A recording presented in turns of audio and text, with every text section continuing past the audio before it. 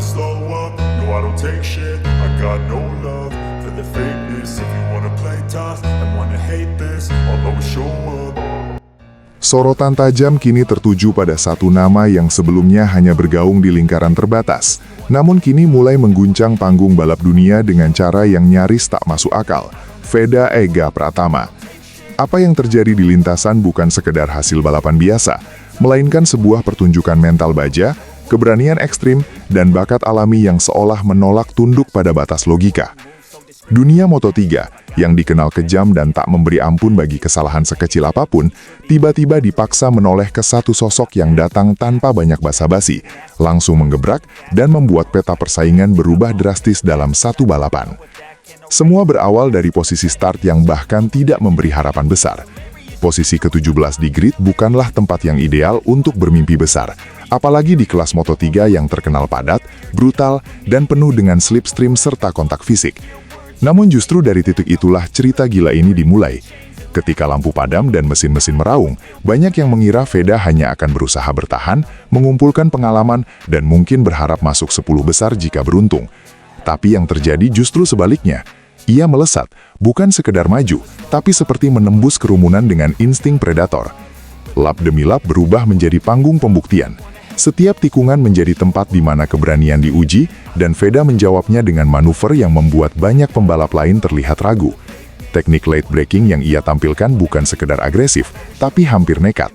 Ia masuk ke tikungan lebih dalam dari yang dianggap aman, menahan pengereman di titik yang membuat rivalnya kehilangan ruang, lalu keluar tikungan dengan posisi yang lebih menguntungkan. Ini bukan gaya rookie yang biasanya penuh perhitungan hati-hati. Ini gaya seorang pembalap yang sudah memahami batas, lalu memilih untuk melampauinya. Yang membuat situasi semakin dramatis adalah fakta bahwa ia melakukannya di tengah dominasi motor KTM yang saat itu dikenal unggul dalam akselerasi dan kecepatan lurus. Secara teknis, Honda yang digunakan Veda berada di posisi yang tidak diunggulkan. Namun justru disinilah letak keajaibannya. Ia tidak mencoba melawan di area yang lemah, melainkan memaksimalkan setiap kelebihan kecil yang dimiliki. Di sektor teknis, di tikungan-tikungan sempit, di momen pengereman, disitulah ia menyerang. Satu persatu pembalap KTM yang sebelumnya terlihat tak tersentuh, mulai terkejar, lalu disalip dengan cara yang membuat banyak penonton menahan napas. Tidak ada keraguan dalam gerakannya. Saat pembalap lain masih mencari celah aman, Veda sudah lebih dulu masuk ke ruang yang nyaris tak terlihat. Duel 1 lawan 1 terjadi berulang kali, dan yang mencengangkan, ia tidak pernah terlihat gentar. Bahkan dalam kondisi tekanan tinggi, ia tetap menjaga racing line yang presisi, seolah lintasan itu sudah ia hafal di luar kepala.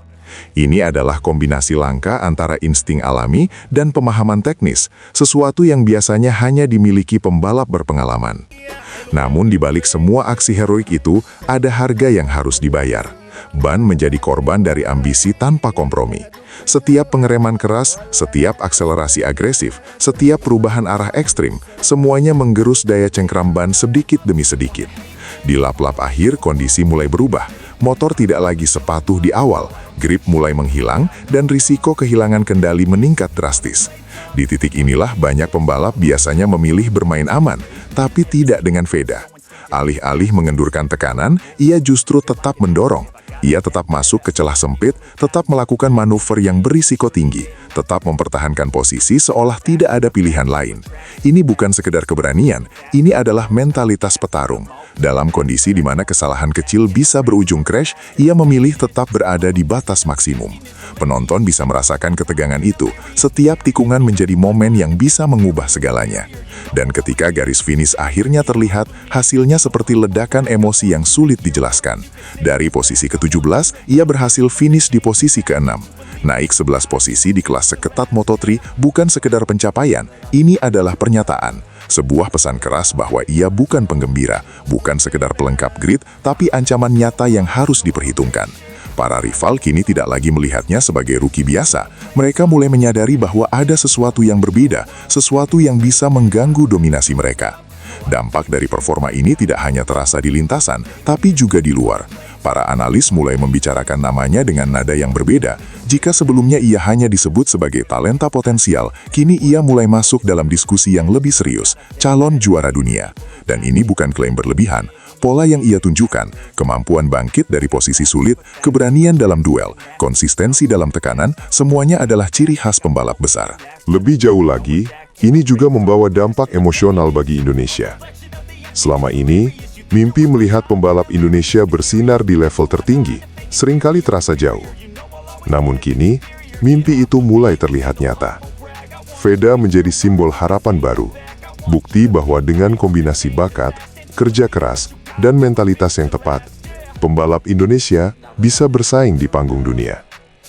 Tim-tim besar pun mulai melirik. Dalam dunia balap, performa seperti ini tidak pernah luput dari perhatian. Mereka melihat bukan hanya hasil akhir, tapi cara mencapainya.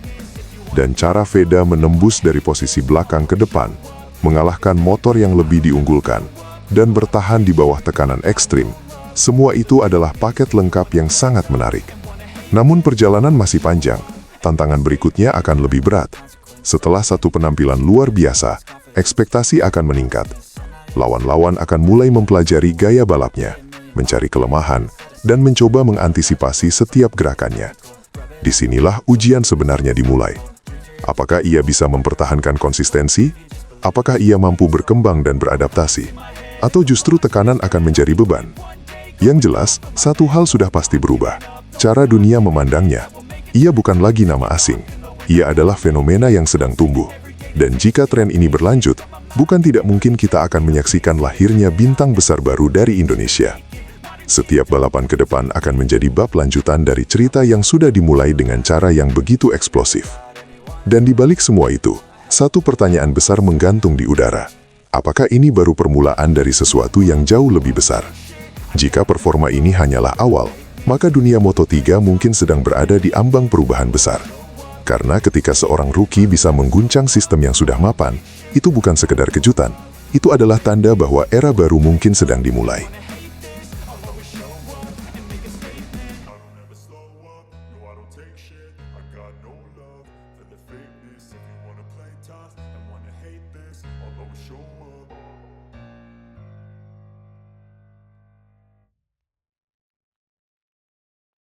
حلو الإفيه فاكر لما تقولي هسيبك يعني أنا هجري وراك ولا هدوب في هواك ولا أنا هستناك روح يا حبيبي مع ألف سلامة روح والقلب معاك and wanna hate this I'll always show up and make a statement I don't ever slow up no I don't take shit I got no love for the fakeness if you wanna play tough and wanna hate this I'll always show up and make a statement everything I do so instinctive and so passionate every word I move so descriptive like an adjective I got a vendetta against people who patented being negative